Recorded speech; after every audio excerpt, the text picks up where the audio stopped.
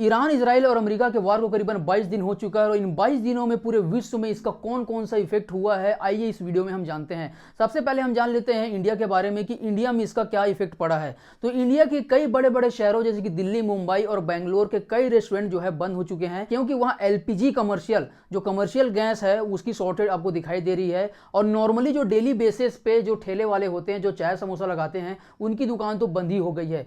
तो आज की इस वीडियो में हम इन 10 टॉपिक को पूरे डिटेल से जानने वाले हैं कि स्टेट ऑफ हॉर्मोन्स आखिर क्या है, इंडिया के पास कितने दिनों का एलपीजी गैस स्टोरेज है, ईरान कौन कौन से कंट्री पे अटैक कर रहा है, इन सभी टॉपिक को बहुत ही डिटेल से जानने वाले हैं। तो वीडियो को पूरा एंड तक जरूर देखिए। सबसे पहले ये वीडियो ट्विटर में बहुत ज्यादा वायरल हो रही है, जहां ये वीडियो कानपुर का बताया जा रहा है। लोग बहुत ही लंबे लंबे लाइनों में लगकर अपनी बारी का वेट करते हुए नजर आपको दिखाई दे रहे होंगे।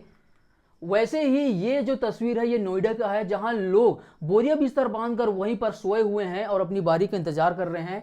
इस तरह से लोग अपनी बारी का इंतजार कर रहे हैं। लेकिन यहां पर एक और चीज आपको बता देता हूं कि मीमर जो है, चाहे नेशनल हो चाहे इंटरनेशनल मुद्दा हो, वो अपना काम करने नहीं छोड़ते। तो वो इंडिया में भी वही काम चल रहा है कि आप ये मीम पेजेस भी देख सकते हो कि ये मीम बहुत ज्यादा वायरल जा रहा है सोशल मीडिया पर। और यहाँ पर अपोजिशन भी अपना बहुत अच्छे तरीके से काम कर रहा है। यहाँ जो वीडियो आपको दिखाई दे रहा है ये राजस्थानी यूनिवर्सिटी का है, जहाँ ये लोग बीजेपी के अगेंस्ट प्रोटेस्ट करते हुए आपको दिखाई दे रहे होंगे। और सबसे हैरान करने वाली बात यह है कि ये जो वीडियो मैंने रिसर्च करते हुए जब देखा, तो लोग दिन में तो लाइन में लगे हुए थे गैस सिलेंडर के लिए, लेकिन लोग यहाँ पर रात में भी अपने गैस सिलेंडर के पास सोए हुए हैं, जो कि इस बात को बताता है कि वाकई में इंडिया में गैस शॉर्टेज बहुत ज़्यादा हो चुका है।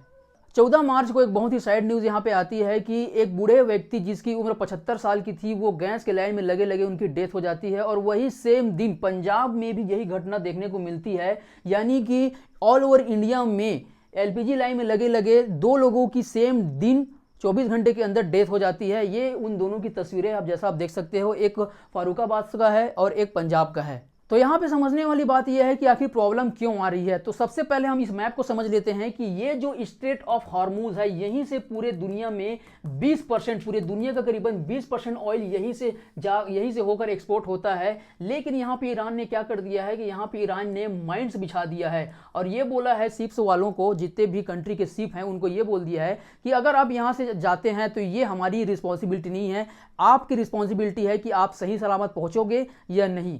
तो यहाँ पे शिप्स का जो रेट होता है वो हजारों करोड़ों में होता है, इस कारण कोई भी रिस्क लेना नहीं चाहता, जिसके कारण ऑल ओवर दी वर्ल्ड में क्रूड ऑयल और एलपीजी गैस की समस्या आपको देखने को मिल रही होगी। उसमें से सबसे मेन जो कंट्री है वो China, India, south Korea, Japan, Thailand, Indonesia और 2 ये जो है इसको भी आप काउंट कर सकते हो। हालांकि काउंट करने की जरूरत नहीं है, लेकिन इसको भी आप काउंट कर सकते हो। तो ये है मेन समस्या कि स्टेट ऑफ हार्मोन जो है पूरी तरीके से बंद हो चुका है और बहुत ही कम कंट्रीज को वहां से जाने की परमिशन दी है ईरान ने। अब हम ये जानेंगे कि इंडिया के पास कितने दिनों का एलपीजी गैस है। तो यहाँ पे अकॉर्डिंग टू गवर्नमेंट डाटा ये बताया गया है कि हमारे पास करीबन 25 से 30 दिनों का एलपीजी गैस है। लेकिन अगर इन 25 से 30 दिनों के अलावा अगर ये युद्ध और अगर अप्रैल के बाद भी चला जाता है, तो ये ऑल ओवर द वर्ल्ड के लिए बहुत बड़ी सोचने की बात हो जाएगी कि क्रूड ऑयल और एलपीजी गैस कहाँ से लाएंगे। क्योंकि पूरे वर्ल्ड का 20%, जैसे कि मैंने आपको बताया था कि पूरे वर्ल्ड का 20% जो ऑयल है वो यहीं से स्टेट ऑफ हार्मोन से होकर गुजरता है। अब जैसे ही लोगों को यह बात पता चला कि ईरान ने स्टेट ऑफ हार्मूज बंद कर दिया है जहां से ऑयल आता था, तो लोग जितने भी इलेक्ट्रिक साधन हैं, जैसे कि आप देख सकते हो कि जितने भी इलेक्ट्रिक साधन हैं वो आउट ऑफ स्टॉक हो चुके हैं। और इसी को चेक करने के लिए मैं भी अमेजॉन में अपने गया, तो वहां भी बहुत सारे जो इंडक्शन थे, जो इलेक्ट्रिक इंडक्शन थे, वो आउट ऑफ स्टॉक हो चुके हैं। अब हम ये जानेंगे कि इंडिया में एक दिन में कितने गैस सिलेंडर बुक होते हैं। तो according to government data, India में नॉर्मल डे में करीबन 50 से 55 लाख गैस सिलेंडर बुक होते हैं। ये है नॉर्मल डे की कहानी। लेकिन अगर हम अभी की सिचुएशन की बात करें तो ये करीबन 75 से 80 लाख पहुंच चुका है। तो ये जो अचानक से 25 से 30 लाख का जंप आया है, इसी के कारण जो सही आदमी है, जिनको गैस सिलेंडर की वाकई में जरूरत है, उन लोगों को गैस नहीं मिल पा रही है, जिसके कारण जो लंबे लंबे लाइन आपको दिखाई दे रहे हैं वो इसी वजह से है, जो अचानक से ये 25 से 30 लाख का गैस सिलेंडर एडवांस में बुकिंग चल रहा है। अब भारत एक साल में कितना एलपीजी यूज करता है, तो अकॉर्डिंग टू पीपीएसी इंडिया एक साल में करीबन 31 million metric ton LPG use करता है, और जिसमें से 12 मिलियन मेट्रिक टन इंडिया खुद बनाता है और 18 million metric ton LPG import करता है। अब आपको यह समझने की जरूरत है कि जो 100% में से 40% इंडिया खुद बनाता है एलपीजी, और बाकी का 60% अदर कंट्रियों से इंपोर्ट करता है, और उन 60% में सबसे ज्यादा 92% एलपीजी गल्फ की कंट्रियों से इंपोर्ट करता है। जैसे कि आप देख सकते हो कि यूएई, कतर, कुवैत, सऊदी अरब, इन सभी कंट्रियों से हम 92% एलपीजी इंपोर्ट करते हैं,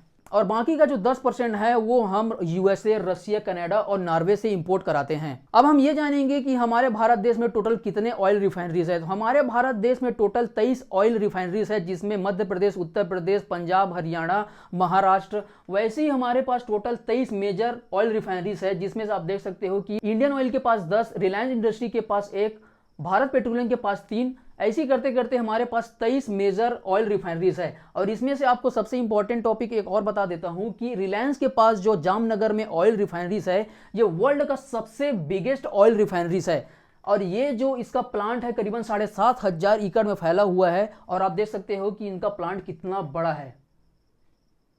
ईरान कौन कौन सी कंट्रियों पे अटैक कर रहा है और क्यों कर रहा है, उसको हम जानेंगे। तो सबसे पहले हम जान लेते हैं कि ईरान कौन कौन सी कंट्रियों पे अटैक कर रहा है। Iran, Turkey, Azerbaijan, Jordan, Iraq, Kuwait, Bahrain, Saudi Arabia, Qatar, इन सभी कंट्रियों में अटैक कर रहा है। और अटैक करने का रीजन ये है कि यहां पर अमेरिका के मिलिट्री बेसेस बने हुए हैं, जिससे अमेरिका ईरान पे अटैक कर रहा है, जहां पे जो मिलिट्री बेसेस बने हुए हैं।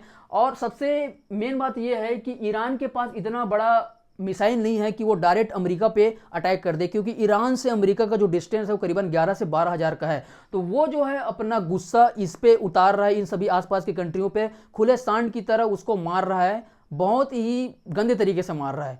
वहां पे ड्रोन्स, मिसाइल जो हो सके वो छोड़ रहा है, क्योंकि ईरान का कहना है कि तुमने वहां पे उनका मिलिट्री बेस बनाने का मौका ही क्यों दिया, अगर मौका न दिया होता तो वो हम पे अटैक करता ही नहीं। तो ईरान इसी के चलते अपने आसपास के जितने भी कंट्री है वहां पे अटैक कर रहा है। ईरान, इजराइल और अमेरिका के वॉर के चलते कौन कौन सी कंट्री का इकोनॉमी स्लो डाउन हुआ है उसको भी हम देख लेते हैं। तो सबसे पहले हम देख लेते हैं जो ये मिडिल ईस्ट है, यहाँ पे टेंशन तनाव पहले से बना ही हुआ है, और साथ ही साथ China, south Korea, India, Vietnam, Japan और जर्मनी, इन सभी कंट्रियों का इकोनॉमी बहुत ही ज्यादा इफेक्ट पड़ रहा है, और वहां का इकोनॉमी स्लो डाउन हो रहा है, और वहां के जो शेयर मार्केट है उस पर भी बहुत ज्यादा इफेक्ट पड़ा है। लेकिन यहाँ पे खुशखबरी वाली बात यह है भारत के लिए कि 16 मार्च को मुद्रा पोर्ट पर करीबन 46,000 टन एलपीजी वहां से आया है। लेकिन ये भी एक, अगर हम देखेंगे एक डाटा के अकॉर्डिंग, तो इंडिया के लिए करीबन एक दिन के लिए भी नहीं है, क्योंकि इंडिया करीबन 80 से 90,000 ton LPG per day consume करता है। उसी तरह 17 मार्च को एक शिप आया था जिसमें करीबन 46,000 टन एलपीजी गैस भरा हुआ था,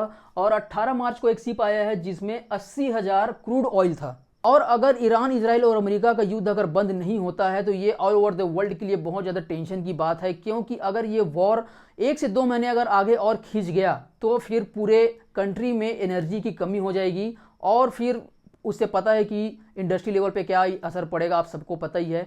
तो भगवान से आप ये प्रे करें कि ये जो वॉर है जल्द से जल्द खत्म हो जाए, और इसी तरह के वीडियो के लिए चैनल को सब्सक्राइब करना ना भूलें, क्योंकि इसी तरह के वीडियो मैं आपके लिए लाते रहूँगा। Thank you.